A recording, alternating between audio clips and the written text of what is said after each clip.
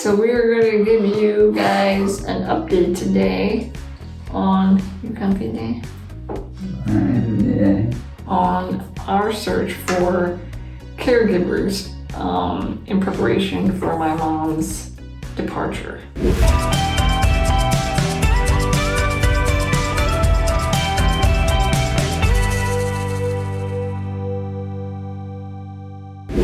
Things have escalated a bit because now my mom isn't just moving, she's stopping the caregiving because she has to get surgery.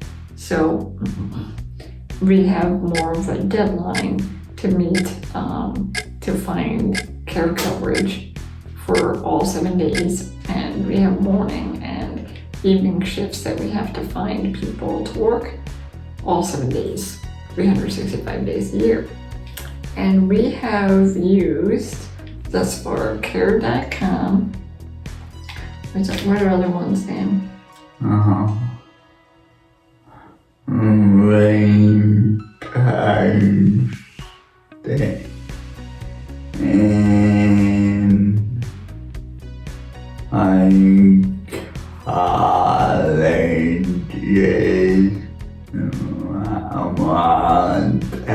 Well, what do we do around here, remember?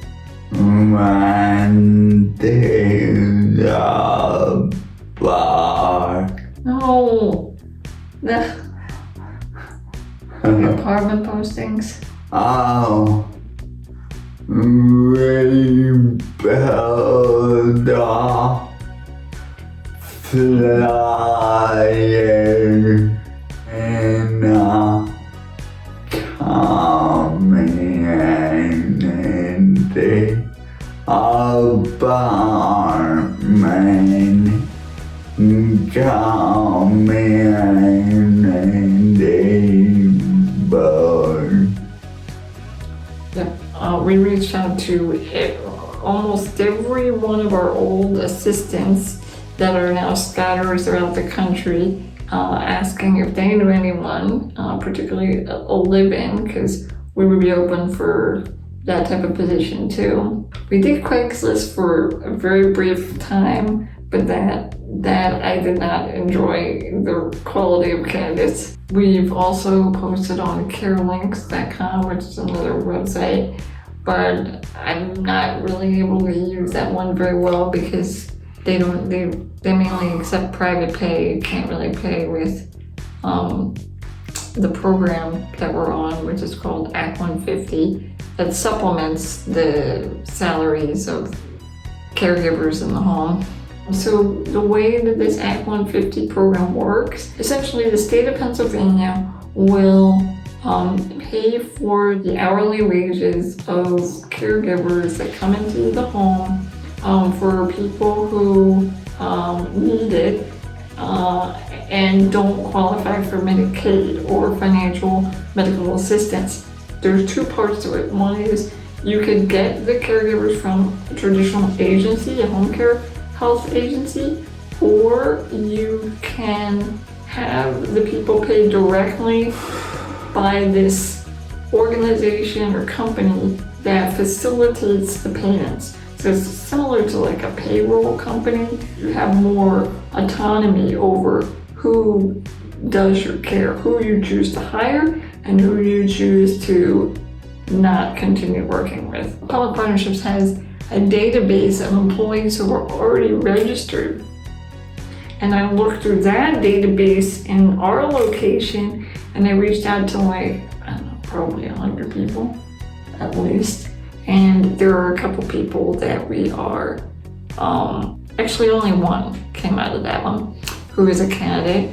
There's another one that we found through Nextdoor.com, and then the other one we found through CareLinks, but none of them really have confirmed, and none of them, are we feeling 100% sure about to hire, and it's a lot of things up in the air right now.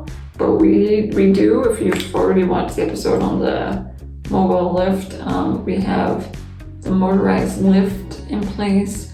So if worse comes to absolute worst, my mom will have to stick around for a bit longer while we're still trying to hire people, and then we have to use this lift because she will not be able to lift after surgery. She needs to get her gallbladder taken out. So this is all to say just how difficult, because how long have we been searching for assistance?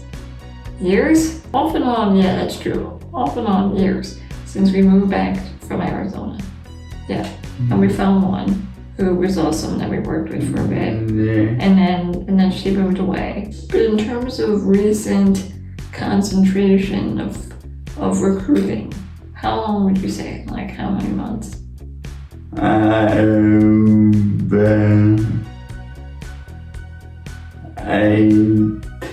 18 months? I was gonna say a year, but yeah. It's been... waited and then one and died. Which one?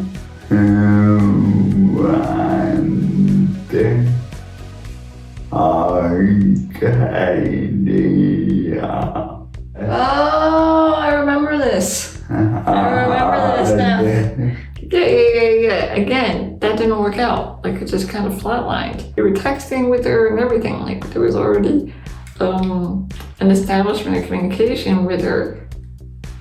But then when we moved in, we said, hey, we moved in. We didn't hear from her anymore. So that's what we've met up against a lot. People will initiate on certain platforms and say, would you be interested? And they respond, yes. And then nothing. Or worse, they say yes. And then I say, well, when can we have an interview? When can we talk? And then we'll have an interview. And then it sounds great. And then I suggest, well, let's have you come to the house and you can understand further the care and what our needs are. And to that second interview, which is the in-person interview, they don't show up. Like, the rate of no-shows for follow-up for these positions is unbelievable.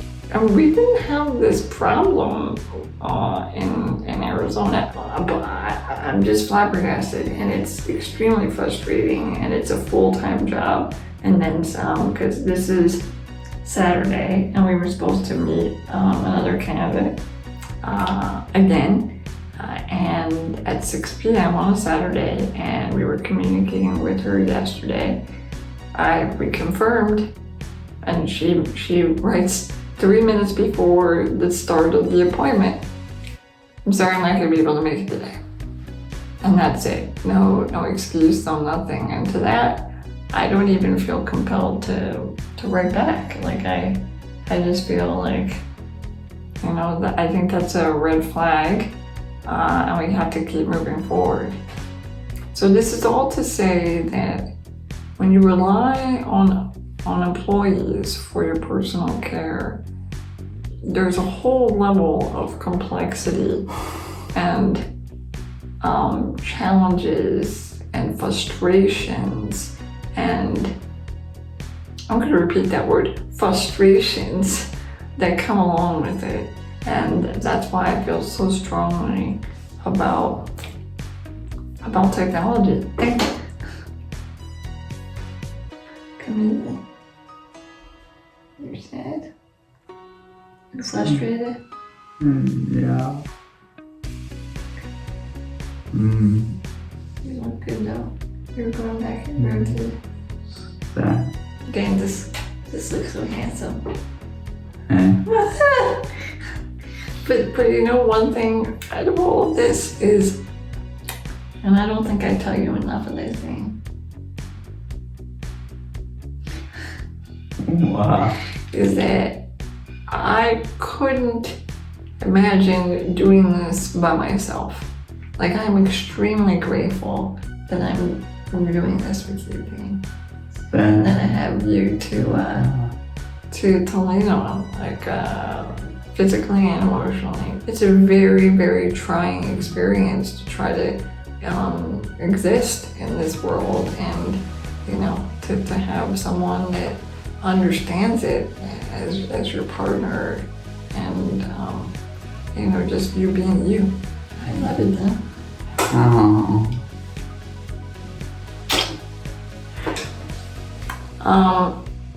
That's why we need the robots, folks. It would just totally change everything. All right, well, we hope this was insightful, and until next time, keep it Ginchiest. Yeah.